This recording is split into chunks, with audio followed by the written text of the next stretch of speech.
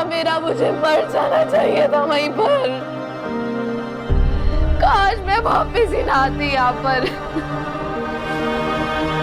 आप मेरी दोस्त है ना? हाँ। हमने अभी बोला आप मेरी दोस्त। मैं आपसे एक रिक्वेस्ट कर सकती हूँ प्लीज? बोलो। कि मर जाने दे, मैं मर जाऊंगी, मेरे घर वालों की सब परेशानियां खत्म हो जाएंगी। तो सब कुछ मेरे साथ हुआ है, अब मैं जी नहीं सकती हूँ। मेरे घर वाले बहुत शरीफ है, मैं उनके साथ नहीं ऐसा कर सकती हूँ। अब मुझे जिंदा रहने का कोई हक नहीं है। प्लीज प्लीज आप मुझे मर जाने दें प्लीज।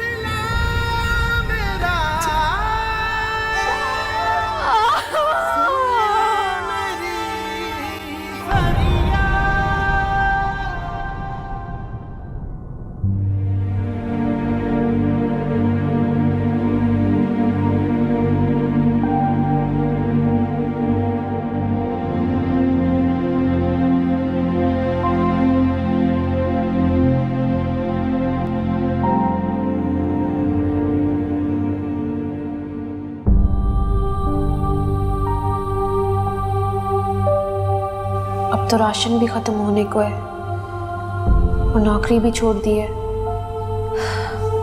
सब कैसे होगा? कहाँ से आएंगे पैसे?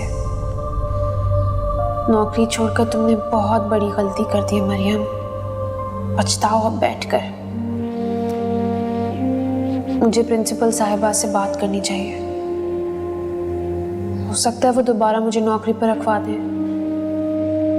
नहीं, मैं स्कूल अब वापस नहीं जाऊंगी, वरना शान साहब वाकई समझेंगे कि मैं मजबूर हूँ, तभी तो वापस उनके स्कूल में जॉब करना चाहती हूँ। और फिर वो रईसज़ादा मेरी इसी मजबूरी को हथियार बनाकर मेरे खिलाफ इस्तेमाल करने की कोशिश करेगा, पर मैं हरगिज ऐसा नहीं होने दूंगी। मरियम लोगों के घरों में झाड़ू पोंछा करना तो गवारा कर लेगी, मगर आपकी मदद नहीं लेगी शान साहब। फिर हम सो गई है? हाँ, जब से साइकियाट्रिस्ट के यहाँ से आई है ना, मुझे बहुत बेहतर लग रही है वो। जी हाँ, मैंने भी नोटिस किया। बस अल्लाह करे कि उसकी तबीयत बिल्कुल ठीक हो जाए और हमारे इस घर की रौनक बहाल हो जाए। आमीन। मैं आ गया हूँ ना तो रौनक भी बहाल हो जाएगी। अरे मेरा बच्चा, देखा आ गई ना रौनक। कैसी हैं आप? मैं बिल्कुल ठीक हूँ। आने की इत्तला क्यों नहीं दी थी? भाई मैंने सोचा कि आप लोगों को सरप्राइज दूंगा आकर। कैसा लगा सरप्राइज? हो गया ना? इसे माँ के अलावा तुम्हारा एक बड़ा भाई भी है जो तुम्हें गले लगाने के लिए तरस रहा है। हाँ है तो। कैसे भाई? मैं ठीक हूँ, तुम कैसे हो? बिल्कुल फिट आपके सामने। और आप बताएं, मरी का मौसम कैसा था भाई? मौसम बहुत ठंड, बहुत ज्यादा ठंड। यार आप खुद तो यहाँ आराम से बैठे में और मुझे वहां छोड़ दिया। मेरी कुल्फी जम गई है यार। मैं भी यही कहती रहती हूँ, इसको खामखा मरी भेज दिया। मैंने किसी को मरी नहीं भेजे। मेरी बात सुन ले पहले। मैंने इससे कहा था कि इस्लामाबाद में एक फैक्ट्री ओपन कर ले, लेकिन इसकी अपनी ख्वाहिश थी कि नहीं, मरी में एक फैक्ट्री होनी चाहिए। क्यों? अब बोलो ना तुम यार। अरे हाँ ना, मैंने कहा था, मैं मजाक कर रहा था। अच्छा, तुम्हारा मजाक होता है और ये सीरियस हो जाती है। अरे ये तो सीरियस हो ही जाती है और ये वैसे भी बहुत इमोशनल है, मालूम है मुझे। हो ना। अच्छा आप मुझे चाय पिला दें, कुछ खिला दें, भूख लग रही है, ट्रैवल करके आया हूँ। पियोगे चाय? हाँ। बनवाती हूँ तुम्हारे फेवरेट कबाब। अरे ये जबरदस्त हो जाएगा। तो कैसी चल रही है फैक्ट्री? फैक्ट्री जबरदस्त एज यूजुअल। अभी रिसेंटली 2 ऑर्डर्स भी हुए हैं, एक जर्मनी से और एक यूके से। That's good. चीन में एक बादशाह हुकूमत करता था। अच्छे से अच्छा खाना और बेहतरीन लिबास ज़ेबतन करना बादशाहों के तो क्या, अमीरों के भी शौक होते हैं, लेकिन इस बादशाह का एक अनोखा शौक था, वो था नत नए महल बनवाने का। याद हुआ या नहीं? जी याद हो गया। अच्छा चलो, फिर मैं अभी आपका टेस्ट लेती हूँ। कॉपी निकालो।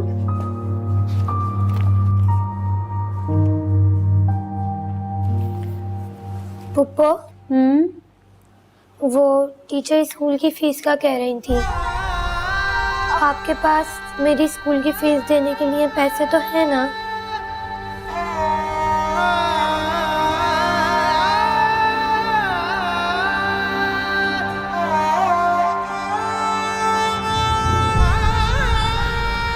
आप ये स्कूल टीचर को जाके कहना कि पुप्पो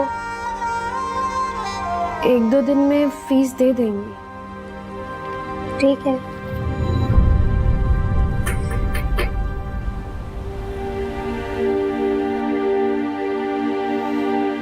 आप लिखो, मैं देख के आती हूँ बाहर कौन आया है।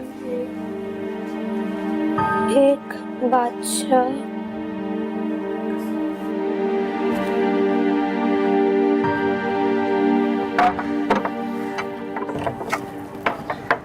अस्सलाम वालेकुम सलीम भाई।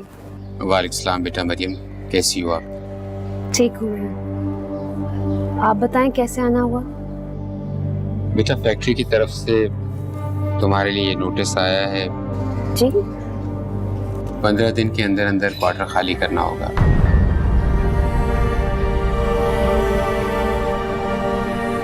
सिर्फ 15 दिन?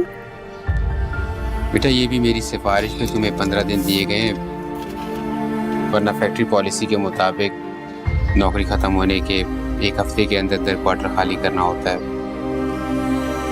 मेरा मशवरा ये है कि बेटा जल्द से जल्द तुम अपना बंदोबस्त कर लो, वरना इंतजामिया वाले आके गैस और पानी का कनेक्शन काट देंगे और ये दरवाज़ा भी सील कर देंगे।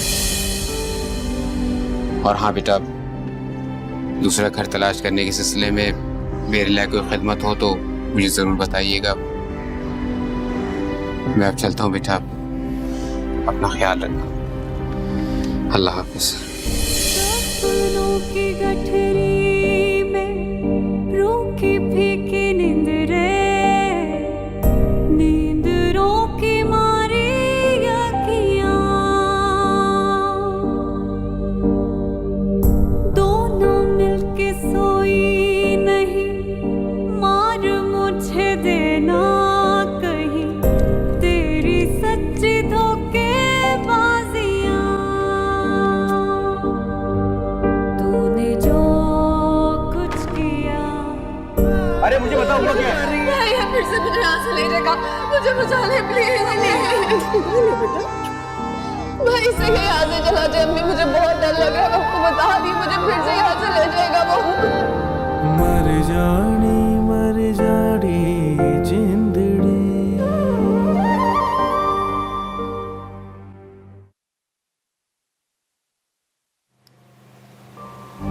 हमाद कौन है आलम साहब? जी हमाद? जी हमाद। क्या आप उसे जानते हैं? नहीं, मैं नहीं जानता। मैं तो फर्स्ट टाइम आपके मुंह से उसका नाम सुना। और मैंने उसका नाम इरम से सुना है। इरम से सुना है? जी। इरम हमाद को पसंद करती थी और उसने मुझे बताया है कि आप और आपकी वालिदा इसके बारे में नहीं जानते। नहीं, एक मिनट, आप क्या कह रही हैं? मैं समझ नहीं पा रहा हूँ। इरम मुझसे क्यों छुपाएगी? कौन हमाद? इरम बताना चाहती थी मगर उसको मौका ही नहीं मिला। आलम साहब, हमाद वो शख्स है जिसकी वजह से इरम आज इस हाल में है। वही जिम्मेदार है। आलम, तुम अपनी अम्मी से कहो ना कि तुम्हारा रिश्ता लेके आए। इरम और हमाद की दोस्ती फेसबुक के थ्रू हुई थी। वो एक दूसरे को मैसेजेस करते थे और वो दोस्ती प्यार में तब्दील हुई। ऐसी लड़की नहीं हो। उनकी रस्सी की ऑफिस जाने वाली लड़कियों को खुद कहा नहीं होते कि तुम मुझसे शादी करना चाहते हो। मेरी जिंदगी क्यों बर्बाद की? आलम का शुक्रगुजार होना चाहिए। बेइंतहा चाहने लगी इरम उसे। वो बताना चाहती थी आपको और अपनी अम्मी को, लेकिन उसको मौका ही नहीं मिला क्योंकि उससे पहले हमाद ने अपना कर्ज चुकाने के लिए उसे खान नामी किसी शख्स के हवाले कर दिया। सर मेरे अब्बू परेशान हो रहे होंगे ना, मुझे छोड़ दे, तब मुझे क्या? अबू परेशान हो, लेके जाओ इसे, कमरे बंद कर दो। और इसी वजह से इरम वहां तक पहुंची जहां से आप उसको लेकर वापस आई। कहीं ये गंदा बच्चा और हम्माद एक ही आदमी तो नहीं है? तू जो कोई भी है, मेरी बहन की जिंदगी बर्बाद करके आराम से नहीं रह सकता।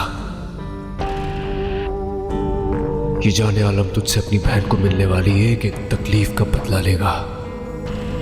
तू कहीं भी छुप जा, मैं जमीन की 7वीं तह से भी तुझे ढूंढ निकालूंगा।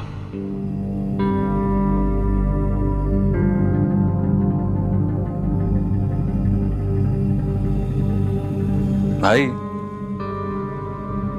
जब से आया हूं देख रहा हूं आप कुछ परेशान हैं। हाँ यार, परेशानी तो है बहुत। आप मुझसे शेयर कर सकते हैं, हो सकता है मैं कोई हेल्प कर दूं।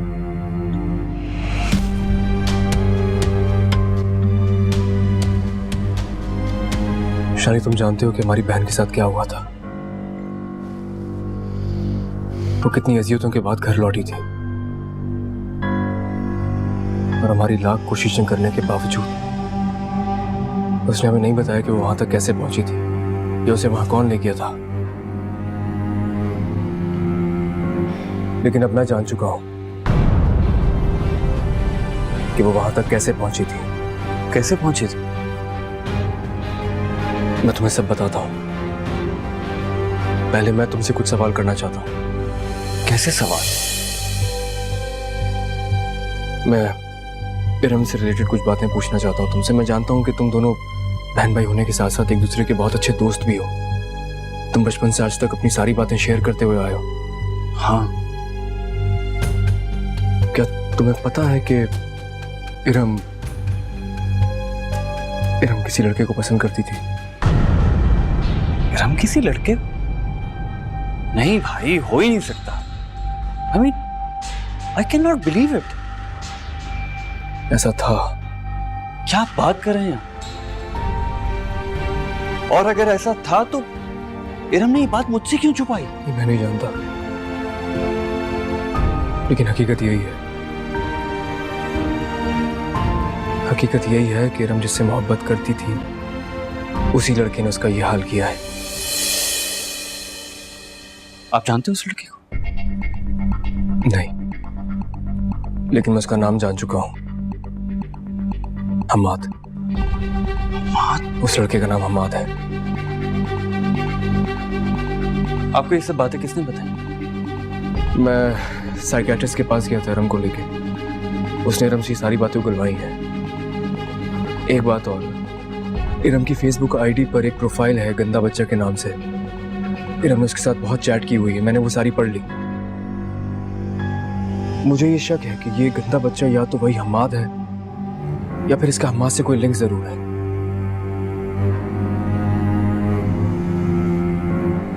जिसने भी मेरी गुड़िया के साथ इतनी ज्यादती की है, मैं छोड़ूंगा नहीं उसे। भाई, हम अपनी बहन के साथ ज्यादती करने वाले को छोड़ेंगे नहीं। लेकिन मेरा दिल कर रहा है मैं उसे जान से मार दूं, और मैं चाहता हूं कि हर उस शख्स को मैं जान से मार दूं जो मासूम लड़कियों की इज्जत के साथ खेलते, उनके साथ ज्यादती करते। आप मुझे उसका पता दें, मैं हैंडल करूंगा इस मामले को।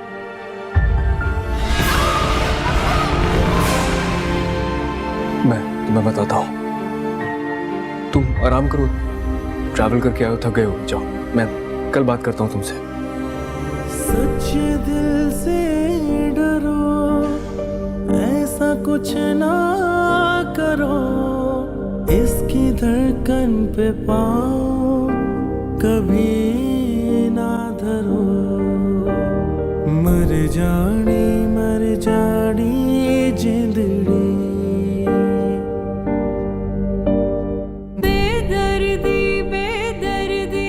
अब कहाँ जाऊंगी? अब तो घर खाली करने का भी नोटिस आ गया है। मेरे साथ ये मासूम भी दरबदर हो जाएगी। मेरे मालिक, मैं तो सिर्फ इस माशरे के गधों से अपनी इज्जत का तहफ़्फ़ुज़ चाहती हूँ। फिर क्यों तो मेरे इतने इम्तिहान ले रहा है? तू ही मुझे इन दरिंदों से बचा सकता है मेरे मौला। मेरी इज्जत का तहफ्फुज तेरे ज़िम्मे है। ये सारे इम्तिहान तेरी तरफ से मुझे मिले और मुझे सिर्फ तू ही इनसे निकाल सकता है। हार गई हूं मैं, बहुत थक गई हूं। अब मजीद सख्त नहीं है मुझ में कि मैं तेरे इम्तिहान झेल सकूं। बस अब रहम कर दे मुझ पर मेरे मालिक, रहम कर। खोल दे मुझ पर भी अपनी रहमत के दरवाजे। बहुत थक गई हूं मैं।